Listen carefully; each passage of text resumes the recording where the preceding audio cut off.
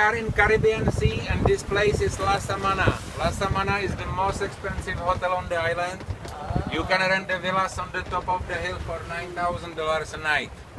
4 nights minimum, breakfast not included. How many nights minimum? 4. 4 minimum.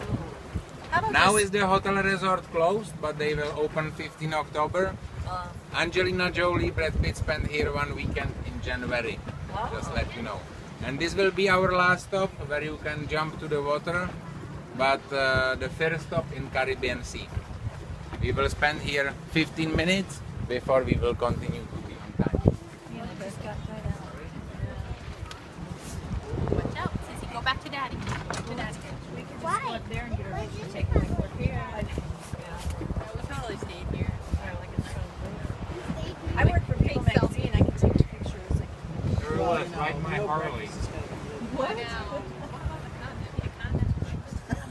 Oh yeah, kind of funny. I was riding my Harley by where Brad and Angelina sit.